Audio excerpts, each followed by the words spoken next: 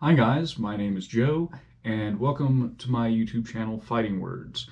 So, because of some technical difficulties a couple of weeks ago, a few weeks ago, I'm not sure when I'm going to put this up actually, I had to do a live video where I recommended a dozen martial arts books that I recommend to everyone. But as I mentioned in that video, I had to whittle that down from over 30. So I'm going to pick up with some of the others that I didn't get to last time, because these are very good books for very good reasons, and I would like to share those with you guys. So, Fighting Words, the Martial Arts Library. We're all about books here.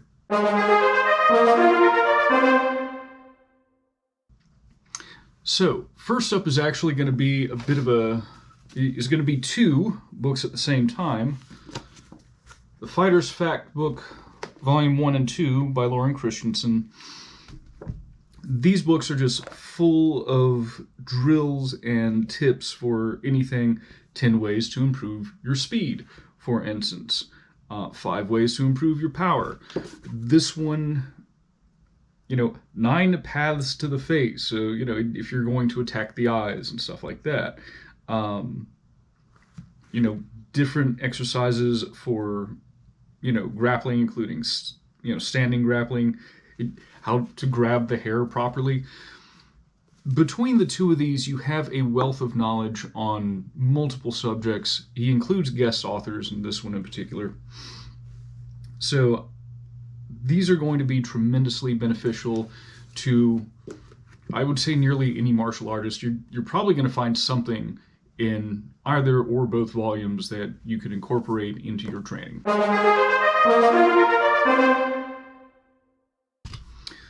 Bunkaijutsu by Ian Abernethy. So, in the karate arts, bunkai means to break down, and it's basically taking a look at the solo forms, the kata, and it's used as a term usually when people are looking for different applications. Now, while this, I think, is most directly applicable to karate and similar arts like taekwondo and tang soo do, this has a lot of good ideas. For instance, the chapter on entrance and exit techniques, why do we have people grabbing our wrist in our drills? Here's how to get people to grab your wrist, by going for these different techniques. He's got, a 10-page chapter on the nature of real fighting, which, if you are unused to violence, is going to be incredibly helpful. So while it is ostensibly about taking a look at how you can turn the movements from your forms into something practical, there's a lot of stuff beyond that I think is going to be useful for martial artists, even those who don't really focus on a whole lot of forms.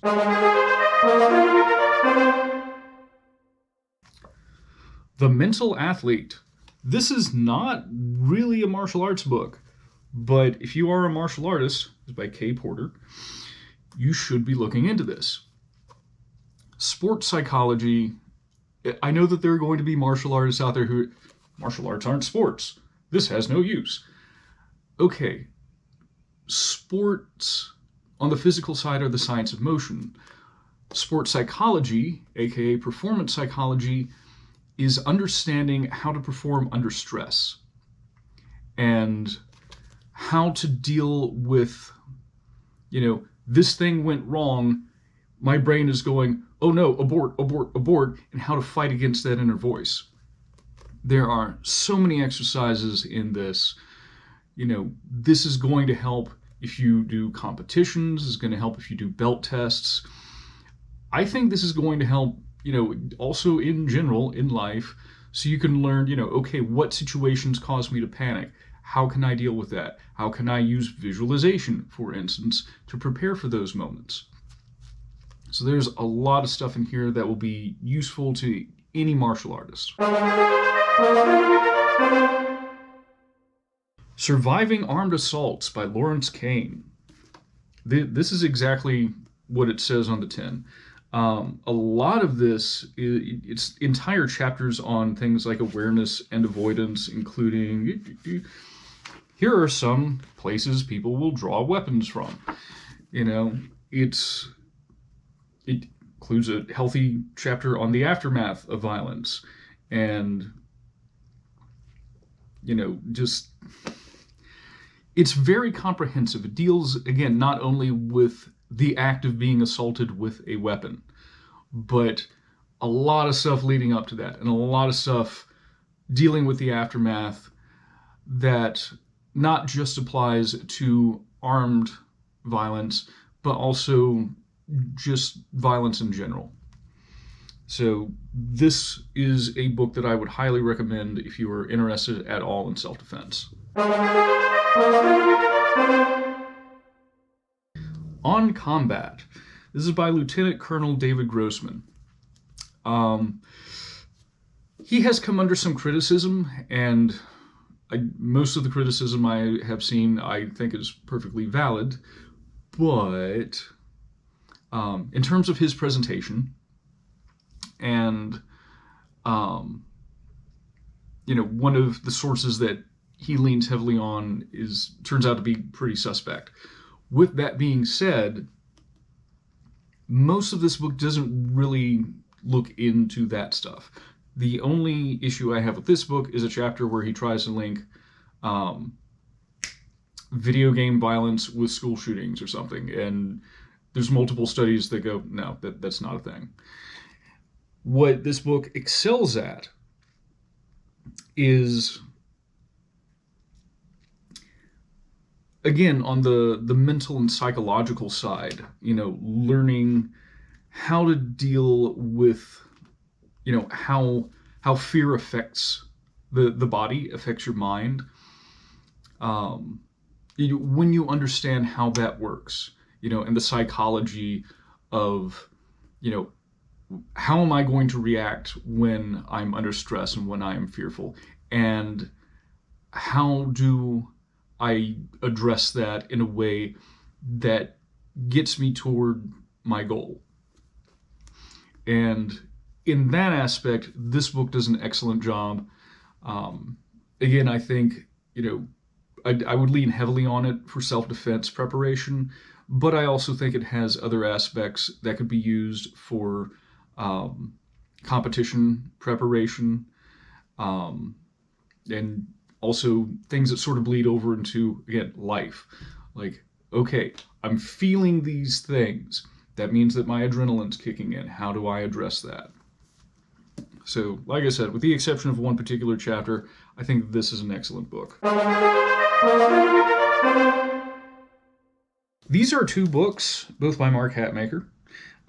They are not meant to be, well, I don't think that they were designed to be used as a pair, but I think they work out very well that way. So, my take, the fundamentals of mixed martial arts are the fundamentals of fighting. Hand strikes, leg strikes, clinch work, takedowns, groundwork, joint locks, chokes, fundamentals of fighting. The Book of Essential Submissions is valuable because he took a look at, I think it was 640 of the high-level mixed martial arts fights between Pride and the UFC. He's like, okay, so what techniques are winning fights? And, what ratio are those techniques winning fights? So he took that information, and in addition to putting the information in here, he sort of turns it into an instructional. For instance, the chapter on the armbar, like, okay, this is the submission that scored the most in these environments. So here's a drill where you go for an armbar and the guy resists and how to follow it, and here's several different setups to the armbar and, a couple of follow-ups. So it's that sort of thing, punches have caused X amount of knockouts, so we see this sort of combination do it. Here's a string of combinations that have led to knockouts. Very analytical in that regard. And I bring this up because I think that these are, even though, again, I don't think that they were initially created to be used in concert, they work very well that way.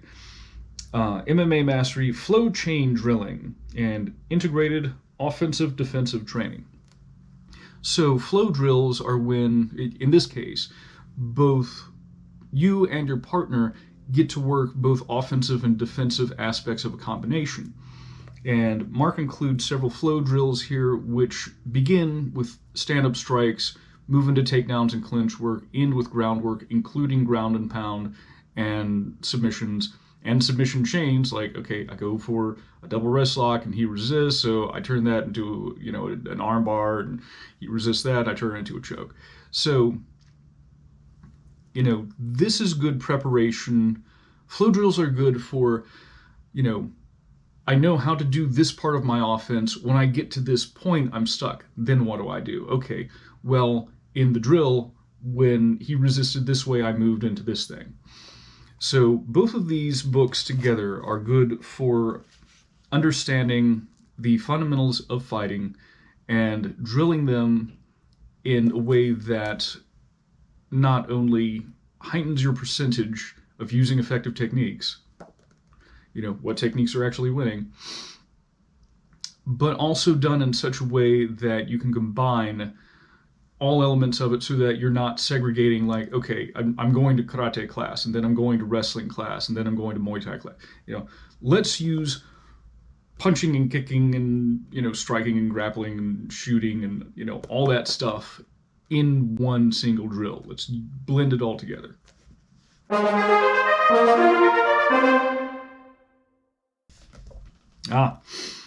Hwarangdo, defend, takedown, submit. This is by Taejun Lee. And the reason I like this, he has a simple classification for the types of locks involved. He will show how to move from, the initial entries and defenses into the locks, and how to get throws out of these various standing locks, and then how to get follow-ups on the ground, different locks there. So if you are in an environment where you do use a lot of standing locks, this, I think, is a good way to get you used to transitioning between the locks themselves and the locks, the throws, and the follow-ups once the guys hit the ground. And again, just the classification and the principles discussed are, it makes it easy to understand what's going on. Here's another two. Randy Williams, Close Combat Wing Chun. See, this is volume 2, this is volume 1. Okay.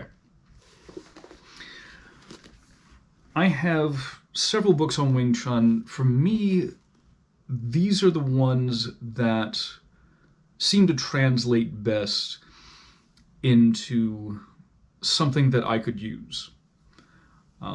There is a volume 3. I only found out about it about a month ago. It's on the Mokjong, and it's $100. And I'm not going to get it right now because I don't want to spend $100 on a book, on a piece of equipment, the wooden dummy, that I don't have. But I am recommending these two together.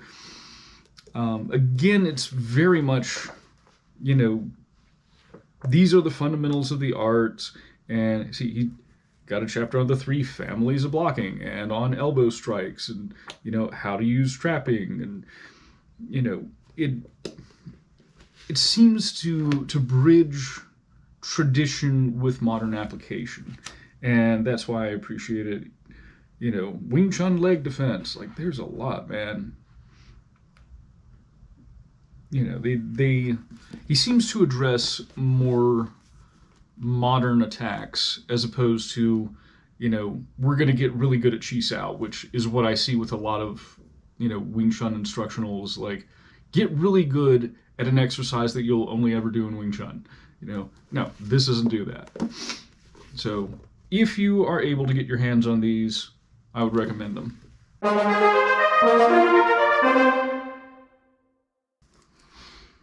Aikido and the Dynamic Sphere. I love this book.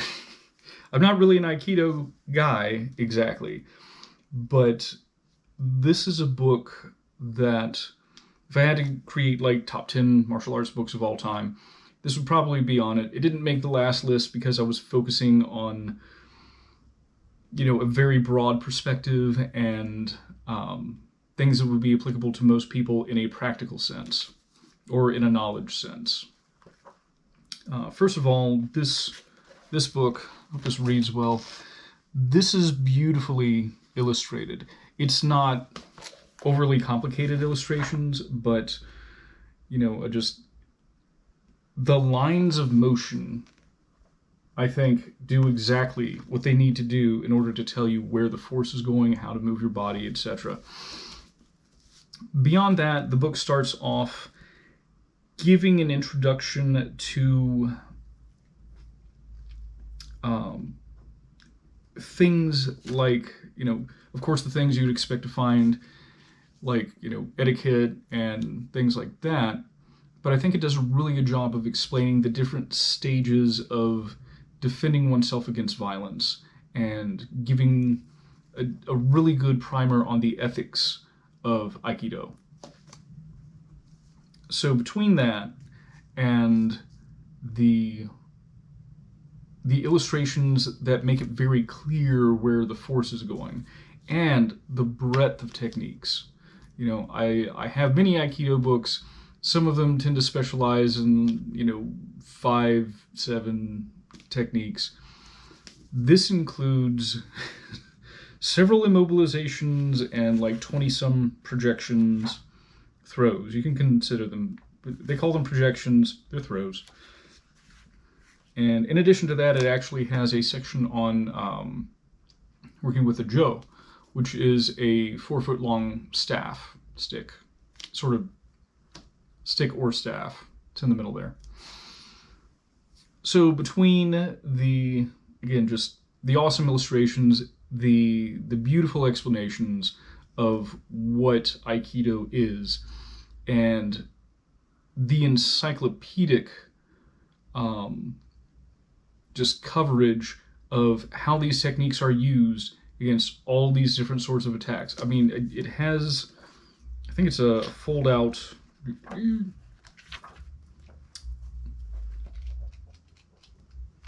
has a fold-out chart, not just showing the different types of projections and immobilizations, but it has this little graph here. It shows this works best against, or where you can find this technique facing off against this particular type of attack, whether it is a hold or a strike or a combination of the two. And frankly, I love charts like that. So yeah, even if you don't do Aikido, if you have a general interest in martial arts, this is really good to get. If you have an interest in Aikido or related arts like Hapkido, traditional Jiu-Jitsu, Aikijutsu, even Shin-Na, you're not going to quite get the same sort of thing. But if you have an interest in any like very traditional standing grappling, I think that this is an excellent book to have.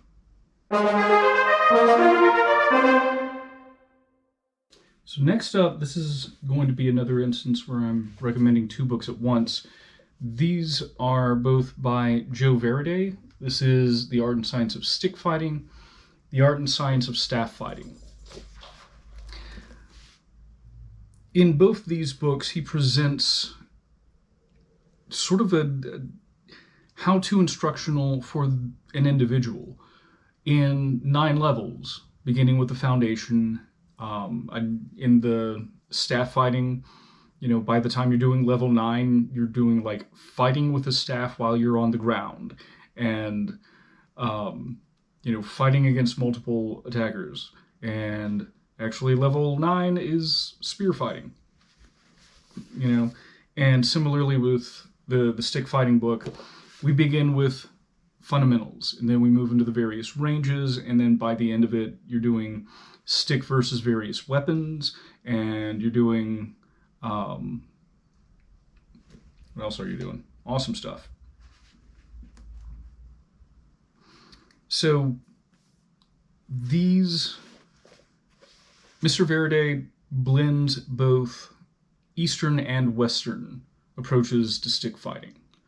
So we got, both Filipino martial arts and a little bit of Lekam. And with this, we have, like Okinawan methods and also medieval European methods, blended together. It's great. He shows how to use various types of equipment, including like do-it-yourself stuff. This works for all martial artists. If your art includes or specializes in stick or staff fighting, or even something similar, this will give you a further insight into the thing that you're good at. If you are unfamiliar with stick and staff fighting, I would still recommend getting these books in particular, building a base level of skill. You don't have to be an expert, but you should know, you should be comfortable swinging a stick, swinging a staff, because in a self-defense scenario, almost anything around you can be an analogy for a stick or a staff. Like a tire iron, or a broom handle, or a baseball bat, or something. Stick-like and staff-like weapons are around you all the time. So if you are preparing for self-defense, I would suggest investing in these books to get good at probably the most common type of weapon that you're going to have in your environment. So, those are my next 14 books that I would recommend every martial artist should have, or at least take a look at. Some of this stuff may appeal to you more than others. But yeah, check those out, and that's all for this week, and I'll see you guys next week. Thank you very much.